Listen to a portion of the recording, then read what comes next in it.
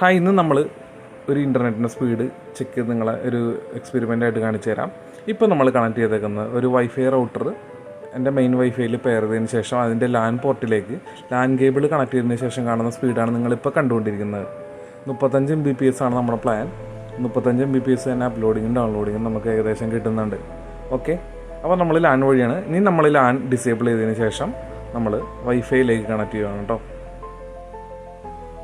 Okay, അപ്പോൾ നമ്മൾ നമ്മുടെ മെയിൻ റൗട്ടറിലേക്ക് അല്ലെങ്കിൽ മോഡത്തിലേക്ക് കണക്ട് ചെയ്യുവാണ്. ഇപ്പോൾ ഈ കണക്ട് ചെയ്യുന്നത് ഞാൻ ഇതിനകത്തുള്ള ഒരു USB അഡാപ്റ്റർ വെച്ചാണ് കണക്ട് ചെയ്യുന്നത് കേട്ടോ. അപ്പോൾ അതിൻ്റെ സ്പീഡ് നിങ്ങളൊന്ന് ചെക്ക് ചെയ്ത് നോക്കാം.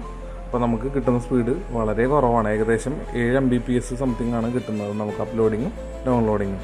അപ്പോൾ അതിൽ നിന്ന് മനസ്സിലായ ഒരു കാര്യം, നമ്മളെപ്പോഴും ലാൻ കണക്ഷൻ യൂസ് ചെയ്യുക.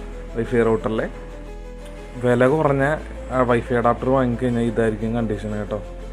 അപ്പോൾ ഈ വീഡിയോ യൂസ്ഫുള്ളായി കഴിഞ്ഞാൽ മറ്റുള്ളവർക്ക് ഷെയർ ചെയ്ത് കൊടുക്കാൻ മറക്കല്ലേ. ഇതിങ്ങനെ വരാൻ കാരണം വേറെ ഒന്നുമില്ല, റൗട്ടറിൽ 2 ആൻറ്റീന ഉള്ളതുകൊണ്ട് ഇതിലൂടെ അത് പവർഫുള്ളായിട്ട് സിഗ്നൽ എടുക്കും, അതുകൊണ്ടാണ്. അപ്പോൾ പുതിയൊരു വീഡിയോ ആയിട്ട് വീണ്ടും കാണുന്നവരെ ബൈ ബൈ.